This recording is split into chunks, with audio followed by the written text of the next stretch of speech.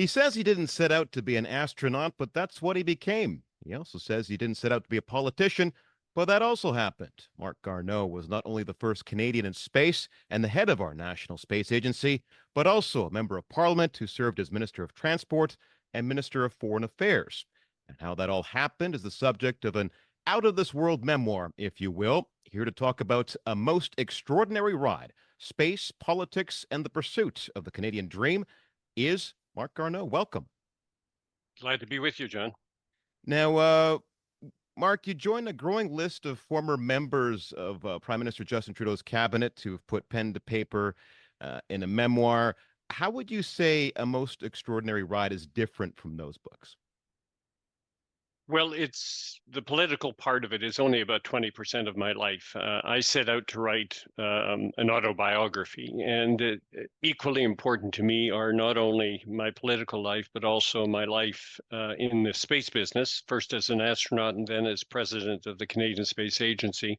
And even as much as those two, my life in my early days when I was growing up, and I talk about all the mistakes I made and how these helped to shape me later in life when I was in my first career in the Navy. So it's really about three different things, not just focusing on the political part of it. It is hard to avoid talking about the political part of it, given what's happening in the news these days. How would you characterize your relationship with the Prime Minister? It was not a close relationship. We're different personalities. I'm a generation older than him, but it was a cordial relationship, not a close one. And there were occasions when I said to myself, I wish our relationship was closer, particularly when I was at Foreign Affairs. But as long as he trusted me, I could get on with my job. I'm a big boy, and I was 5 years at transport and then at Foreign Affairs, and did what I thought was supposed to be my responsibility. But we were not buddy buddies. I didn't just drop in on him. He didn't phone me. But that doesn't always happen in politics. Cabinet doesn't all have to be very, very close to the Prime Minister as long as they can do their jobs. When you see what's happening in Ottawa right now, do you have any comment or insight as to what's happening with the leadership of the party? Well, there's no question the Liberal Party is in a tough spot at the moment, and this is not unusual. After being in power for 9 years, it happens to all governments. It happened to Mr. Harper in 2015. It happened to Mr. Martin at the end of the long Chrétien Martin years. Canadians kind of get tired of the current government. They want a change. They want a new breath of fresh air, if I can put it that way. So it makes it challenging for any government to go beyond about at least 2 mandates. So in that sense, it's not unusual. However, in this particular case, what is unusual is that the Liberal Party has been at least 15 to 20 points behind for well over a year, which really speaks more strongly of the fact that Canadians are saying, well, it's time for a change. So that's a big challenge for the Prime Minister. He has to show that he can renew, if you like, and freshen the party's vision for the future. And that's not an easy job. And what makes it more difficult, to be very frank about it, is that unless your caucus is 100% behind you, you go to bed at night feeling, gosh, I wish my whole team was behind me, but you sense that that's not the case, which makes it even more difficult. Now, Mr. Trudeau has said that the job is not currently open. He plans to lead the party in the next election. But that's not stopping certain people from expressing interest in this not open position. Having gone for the top job before yourself, what advice would you have for any prospective leadership candidates? Well, you're right. I did try it myself back in 2013, but at that time, the overwhelming support was to have Justin Trudeau become the leader of the Liberal Party. I, at the moment, don't have the feeling that Mr. Trudeau is willing to step down. He has said repeatedly that he aims to bring the Liberal Party into the next election, whenever that occurs in the course of the next year. You're right, there are some people who have demonstrated interest. I think to the extent that they can embody a fresh approach. And of course, they will be judged on their performance in the past, whether they were cabinet ministers or whether they came from outside. People, talk about Marc Garneau, for example. All of those things will be judged. I think that if the person who ends up, if there is such a race, winning it seems too much like Mr. Trudeau. In other words, there's not enough light between them. That may make it even more difficult. So a fresh approach, I think, is needed that shows that you're concerned and addressing the problems that Canadians are talking about, which is the cost of living, the availability of housing, something people in Vancouver are certainly very, very preoccupied, but across the whole country. You've got to show that you are ready to, with measures, to address those very fundamental concerns of Canadians. I have to ask this. Would you at all be interested in another bid at the leadership? The answer is no. I'm very happy with the 15 years I was in Parliament. I had the privilege of being a minister for 6 years. Very personally satisfying to serve Canadians in my country. But I've made the transition, and I'm very, very comfortable now in my new life as a semi-retired person. Okay, let's get back to the book. I know we spent a lot of time in the front end here talking about politics. I wanted to say I quite enjoyed reading about you talking about where you were on July 20th, 1969. Certainly, it must have been do you remember where you were kind of moment for anyone who was around back then? How much did the man on the moon moment inspire the path that you ended up taking? It certainly did in many ways. And as you say, I opened the book talking about that. I was in the English Channel in a sailboat and looking up at the moon, which we could see, and listening to the radio as Neil Armstrong brought the Eagle in for a smooth landing in the Sea of Tranquility. And I marveled at that. And perhaps the engineer in me and the adventurer in me was perhaps that planted a seed, even though my chosen career was the Navy and I was very happy. And I never thought that Canada would have a chance to fly Canadians because we didn't have a space shuttle. We didn't have rockets.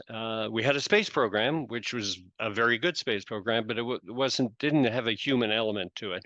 So it was in 1983 when we were approached by NASA, who wanted to thank us for designing and building the Canadarm, the robotic arm on the space shuttle, that Canada decided to advertise in Canada across the country in the newspapers, on radio, for astronauts. And when I saw that ad in my local paper in the summer of 1983, I thought it grabbed me. I thought, wow, this would be an incredible adventure. I've always liked adventure. And to be out there on the frontier of space doing something so unique, I couldn't help myself. And I thought, well, if I don't send in my resume, I'm going to kick myself. I will never know. And although I never thought I would have much chance of winning, because I was sure there were lots of people with the right stuff out there. That's when the book came out. But lo and behold, 6 months later, I was chosen as one of the first six, and 3 months later was chosen to be the first to go. So it was kind of a surreal year for me because between the time I was chosen and the time I flew, less than a year went by. Now, you also talk about being a witness to history. You're invited to the White House for what happened to be the very first meeting between then Prime Minister Brian Mulroney and then U.S. President Ronald Reagan. Did that spur any political ambitions in you even then, or would that come much later? I think, in all honesty, that would come a little bit later, but it was certainly a huge honor to be in the Oval Office when Brian Mulroney first met Ronald Reagan. And it was very clear watching it that they hit it off right away. And maybe it was their Irish backgrounds. I don't know, perhaps their personalities. But it was a very good moment for Canada because of our relationship with the United States depends very, very much on the relationship of our leaders. And so I felt very, very honored to be in the Oval Office. And the reason I was there with two of my fellow crewmates from my first flight was because we were sort of an illustration of the good relationship between Canada and the United States. You also recount a couple of years later and I do remember this as a kid, the tragedy of the space shuttle Challenger explosion, and you recounting with your particular perspective, having been in the program of that exploding. That certainly cast a pall over space exploration for some time, didn't it? It certainly did. In fact, people were wondering whether the shuttle program would be canceled right there on the spot. But eventually, and I'm very thankful for this, the decision was made. Well, first of all, we've got to investigate what happened. There are lessons to be learned, and so it was called the Rogers Commission, and they came out with their recommendations, and they pretty much zeroed in on the reason it happened. And so there were very important lessons to be learned. And 2.5 years later, the shuttle flights resumed. But it was a different kind of situation then, because I can remember the second time I flew in 1996. When I was sitting waiting for takeoff, I had this image because it had really happened. Space flight can be dangerous and it can be tragic. So that is what was different from my first flight when I happened to be on the 13th flight of the space shuttle, but the first 12 had gone so well. So that's the reality. Space flight will always be a slightly risky undertaking, and you have to know what you're getting into and make a decision as to whether you're prepared to take that risk. What do you make of what we've seen in the last few years of, I guess you could call it the commercialization of space flight and even space tourism, if we can call it that? So generally, I'm positive about it because it's an impetus for innovation, for technological progress. And this is important if you believe in the importance of space, because in the old days, only governments invested in space because there was businesses never saw any business case for them to be there. There was no profit to be made, and it was just expensive, complex, and risky. So the fact that it's happening more and more now, I think, is generally a good thing. But I will add one caveat. It's very, very important that we develop space because that means more spacecraft up there orbiting the Earth, and many countries are heading off now towards the moon. It has to be done in an orderly fashion. It has to be regulated because it can get pretty congested up there. And also, we want to keep space as sort of neutral ground, much like we treat the continent of Antarctica here on Earth. And that requires nations to work together. So that's my only caveat there. All right. Turning back to politics for a moment here. In 2006, you put your name up for the first time to run in a federal election. 2008, you got in. Not the best time for the federal Liberals, but by 2015, they're back in majority territory. You're in cabinet, in foreign affairs. So many things happened under your watch. What would you say? What would you say was your greatest challenge with the foreign affairs file? We had a lot of challenges during the time I was in foreign affairs. This was in 2021. I was only there for 9 months, but it was a very, very busy time. First of all, the debacle in Afghanistan, which we all witnessed and were involved with in the summer of 2021. That was a major, major thing. Secondly, I would say the release of the two Michaels. I spent quite a bit of time speaking to the families of the Michaels periodically and trying to keep their hopes up that we were negotiating and that we would eventually succeed. We were making progress at a time when, very understandably, they probably were giving up hope because, in the end, as we all know, they spent 1,019 days in Chinese prisons. So that was a part of the job that I never anticipated. I thought, I deal with issues, I deal with policy, but dealing with people is a very important part of that job. And it was even more important when I was at transport, when there were air incidents. Incidents is a weak word. When airplanes crashed, when trains derailed, like such as at Lac Mégantic, and 47 people were killed. You have to, as the transport minister, meet with the relatives and friends of the victims, and that is a part of the job that you don't anticipate when you're named to it. You think you're just going to deal with technical issues and policy and regulations, but no, you're dealing with people, and that very much struck home for me, and I learned a great deal about the job in the process of talking to people. Now, you talk about how you were the fourth Minister of Foreign Affairs in 5 years, how you found the experience to be quite isolating, in that you observe that there's a lot of power, perhaps too much power, concentrated in the Prime Minister's office. What happened there? Well, despite the fact that Prime Minister Trudeau said he would do things differently from Prime Minister Harper when he became the Prime Minister in 2015, and that included not sort of having the Prime Minister's office act as a sort of a barrier. Uh, he effectively did not change anything. So the PMO has a function that's important. They have to do a certain amount of triage because the Prime Minister only has so many hours in the day when he can deal with all of the issues that are important for Canada. But I think the problem is that the PMO sometimes assumes certain responsibilities, such as perhaps deciding what they're going to communicate from you to the Prime Minister, and how they're going to communicate it. And that is not appreciated.